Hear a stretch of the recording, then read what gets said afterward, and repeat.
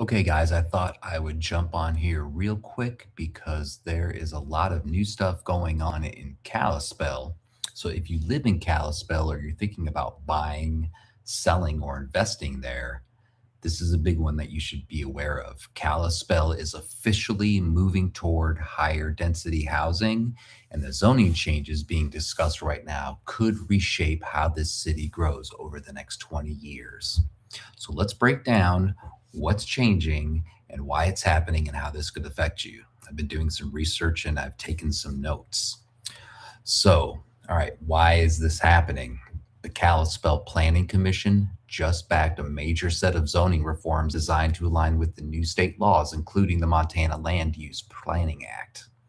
So, because of legislation that was passed in 23 and 25, Kalispell, along with Whitefish and Columbia Falls, is required to adopt a new 20-year land plan, update their zoning and subdivision rules, and increase housing supply across all price points.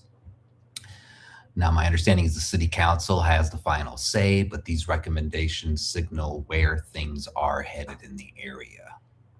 All right, so the big zoning changes that I think that you should know. All right, here are the most impactful proposed changes. Number one, duplexes, townhomes, and ADUs in all residential zones. This is huge, guys. Accessory dwelling units and duplexes would no longer be restricted to high density areas. That means there'll be more backyard ADUs, more small scale infill housing, and also more flexibility for homeowners. Number two, multifamily becomes a permitted use. Apartments that are located in commercial and office zones would no longer require any special approval. That alone removes a major development. And three, there'll be a lot of smaller lot sizes. Lot sizes would shrink by 25% across all zones, allowing more homes on the same amount of land. And parking rules are going to be changing too because of all of this. Under the new state law, homes over 1,200 square feet, they only are required to have one parking space. Homes under 1,200 square feet aren't even required to have parking. No parking is required for any ADUs, any deed restricted housing, and childcare facilities.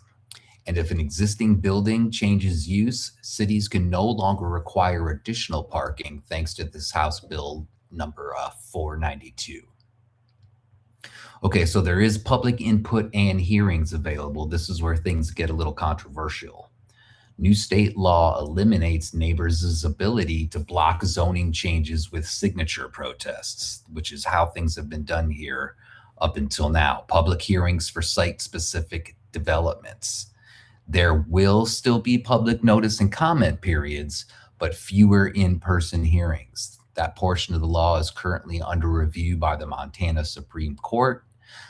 So this piece could still evolve and change as time moves forward. All right, real developments already moving forward. These changes aren't theoretical, projects are already advancing. There's the Bloomstone neighborhood. It's got 12 acres with planned 288 apartment units. It's been re-subdivided for financing, not density increases. There's the Starling subdivision. It's going to have 54 residential lots and a mix of single-family homes and townhomes. And that's approved as part of a long-term phased plan.